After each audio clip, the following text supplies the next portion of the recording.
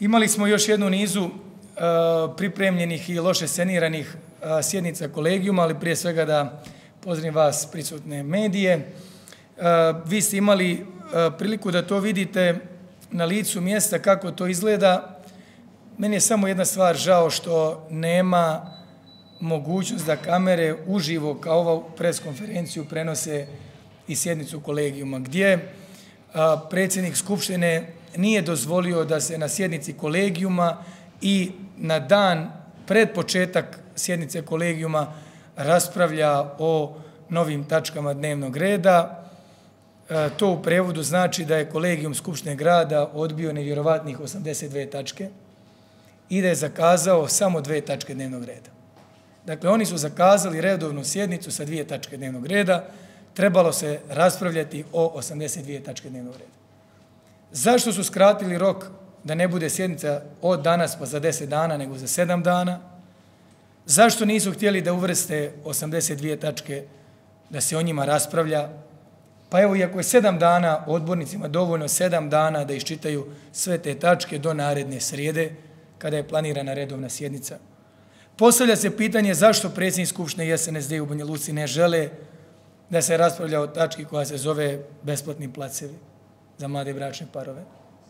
Mi smo pripremili novac, pripremili smo subvencije, pripremili smo placeve, prošli smo katastar, sve ustanove koje je trebala ta tačka dnevnog reda i odluka da prođe. Međutim, zamislite, oni ne žele to da stave kroz kolegijum na sjednicu Skupštine grada. Ja samo mogu da kažem mladim bračnim parima u ovom trenutku da je moj kabinet to pripremio, da smo obezbijedili novac i da ova jedna zaista, kada kažem, revolucionarna ideja jeste, jer je ona jedinstvena. Nemate, ja ne znam nijedan grad to da radi. Evo, može biti da u svijetu negdje postoji, ali meni nije to poznato da postoji. A da ne kažem u Republici Srpskoj, da ne kažem u regionu. Evo, vi provjerite. I dođemo u situaciju da nakon 6 mjeseci to završimo. Ne samo to, nego pripremimo koje ćemo javnosti prezentovati. Tipske projekte Banja Lučke kuće. To znači da bi svim građanima, naravno, zaključno, i sa mladim bračnim parovima koji dijelimo placeve, dijelili građevinske dozvole sa besplatnim projektom za kuću. Projekat za kuću košta 3, 4, 5 hiljada. Da li je kuća 50, 80 kvadrata, 100, 20 ili skoro pa 200 kvadrata. Sve te modularno isprojektovane kuće i projekte za te kuće grad Banja Luka bi davao svim građanima, naravno i mladim bračnim parovima, uz plac.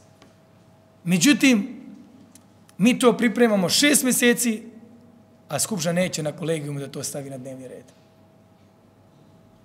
Sada kancelarija, gdje ja pozivam sve mlade bračne parove, Bog hvala, njih postoji i mnogo je u gradu Banja Luci, da će Bog da bude sve više i više. Neka odu gore onaj kabinet predsjednika pa ga pitaju. A ja ga pozivam da to uvrsti na dnevni red. Mi ćemo opet predložiti za ovu sjednicu Skupštine grada, predložit ćemo za narednu. Nećemo odustati. Ali ovo je još jedna od mjera uz besplatni javni prevoz i uz neradnu nedjelju koju su oni odbili. I neradnu nedjelju su odbili. Odbili su i besplatan javni prevoz. I znate što je sad paradoks? Da su na ovu sjednicu Skupštine grada htjeli da stave odluku o besplatnim kartama za penzionere. A mi već provodimo, jer sam ja sa svojim timom i svojim saradnicima našom hrabrošću i pravnom sposobnošću našli način kako to da uradimo bez Skupštine. Ali su oni sad spremni da stave na Skupštinu, kad smo mi već podijelili 25.000 karata. Sad on to hoće, kad su vidjeli da ne mogu da ukoče. Njihova politika je politika stavljanja crvenih traka na sva gradilišta, zaustavljanje svih gradilišta. Njihova politika je nedozvoljavanje da se grade kružni tokovi, da se grade parkovi. Oni nisu dali da se gradi park kod Delte najveći, mi ga gradimo, jer smo našli način. Njihova ideja da nam ne omoguće nijedan potreban dokument za bilo koji projekat koji radimo.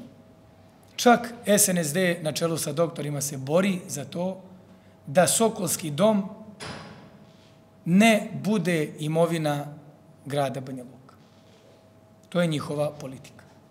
Ulažu sve napore za sve ljude koji poznaju, ja neću nikoga da imenujem, ispoštovanja prema svakom čovjeku.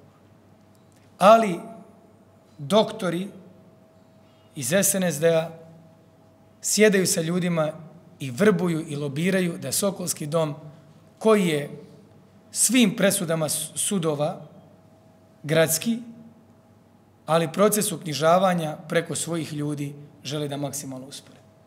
Čak nagovarajući te ljude i svih i ustanova, institucija, pa sami tamo ljude koji tamo jesu, da sve to uspori u kući, jer očigledno to ne treba da bude gradsko po njima, iako je gradsko. Ali taj proces uknjižavanja, evo, to je njihova politika. Za mene je to bolesna politika koja ne može da ima budućnost.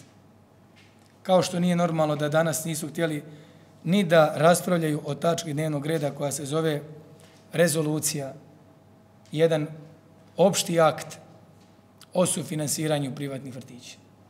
Ni to nisu htjeli. Opet da budem optimističan, šta je dobro, što će mi subvencionisati privatne vrtiće po 150 maraka i bez ove tačke na dnevnom redu. Znači opet i to smo naši način kako da radimo bez njih. Jer mi znamo sve što zavisi od njih da neće ići. Tako da ova rezolucija je vrlo važna. Znaju roditelji djece koje borave u privatnim vrtićima zašto je ta rezolucija važna. Ali nije za nas obavezna. Ili da vam prevedem ja kao gradonačelnik mogu sve bez te rezolucije. Ali je važno da Skupština se obaveže na takav jedan pravac. Zašto? Pa zato što to treba da bude pravac ne samo ove gradske uprave administracije, nego svih budućih. Ali evo, Skupština neće o tome da raspravlja. Nisu htjeli da raspravljaju o otpisu komunalne naknade. Mi smo pripremili za sve ljude čiji su dugovanja zastarila. Zašto da mu to dolaze ti računi kući ako su oni stariji od 2,5-3 godine? Svaki račun stariji prije 2021. godine je potraživanje koje je zastarilo. Vrijeme je da Skupština uzme i grad Banja Luka kaže ono što je zastarilo, kvitate, otpisujete, nemojte da se lažemo lažnim potraživanjem i da ljude opterećavamo dugovima koje ne možemo da opterećamo. Skupština nije htjela ni to da stavi na dnevni red. Kao što nije ni htjela za pitanje vode 3 plaćanje, izvještaj EBRD-a i o dodatnim sredstvima i načinu plaćanja, jer mi radimo vodu na Poniru, radili smo vodu na Jagarama, radimo sada Racune, danas završavamo Slaviću, udjelimo ljudima vaučere. To je jedan izvještaj koji je važan da se usvoji prema EBRD-u, koji plasira taj aranžman, da plaćamo redovno. Oni bi voljeli da ni to nema, da se ni to ne usvoji, jer šta će nam to? Kao što nisu htjeli da prihvate grant od 800.000 eura da rekonstruišemo ili prevedeno, jednostavnije rečeno, obnovimo park Petar Kočić i one fontane koje su otišle. Ali on to neće. Vjerojatno je ljepše da to ne funkcioniše. Bar je to njima bolje. Evo, bez svih ovih tačaka i još uz ovo 78 tačaka dnevnog reda. Nisu htjeli opet da stave kolektor na Crkvenoj. Jeste vidjeli kako smo Kastel osvijetlili? Sija ko Las Vegas. Ja se pitam jednu stvar. Je li moguće da niko prije nije se sjetio da Kastel osvijetli do nas? Pa znate šta je Kastel? Tvrđava Kastel je kao u nečijoj kući dnevni boravak. To je dnevni boravak Banja Luke. Jer nam tu dolazi najveći broj gostiju, najveći broj prijatelja, najveći broj ljudi iz regiona, svijeta u naš dnevni boravak koji zove Kastel. To je kao da bi vam u vašoj kući dnevni boravak bio u mraku i ne bi imao svjetlo. Mi smo naš dnevni boravak osvjetlili. Oni su bili protiv tog projekta. A danas, pošto radimo šetalište oko Kastela i pravimo parkove oko Kastela, pa u redu je da, mogu li reći, pa ne smrdi tu. Da tu nije kanalizacija otvorena. I 1,5 dana imamo 5 miliona da uradimo kolektor na Crkvenoj, ali ne da Skupština prostorni plan da se prilagodi.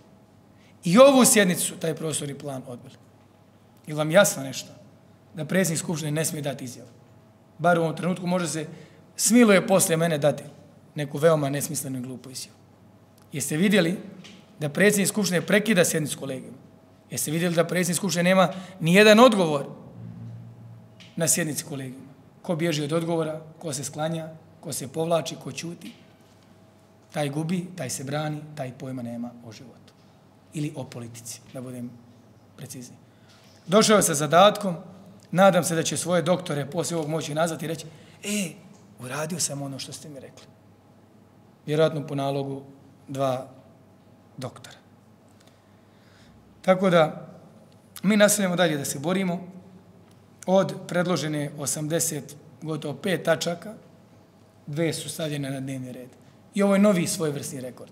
Odbijeno je preko 98% tačaka dnevnog reda. I da Banja Luka bilježi ovakav napredak, gdje se gradi hotel Palace, centralno spomen obilježje, parkovi, osvjetljava Kastel, gradi most u Česmi, gradi put kroz Kuljane, mnogi drugi infrastrukturni projekti iz oblasti vode, uređenja obale Vrbasa i sve to da se dešava u periodu ovakvih opstrukcija je naš ogroman uspjeh. I dokaz da nas u iskrenoj namjeri da Banja Luka napreduje ne može ništa zaustaviti. Danas je golim okom vidljivo koliko Banja Luka napreduje. Kakve Banja Luka rezultate bilježi.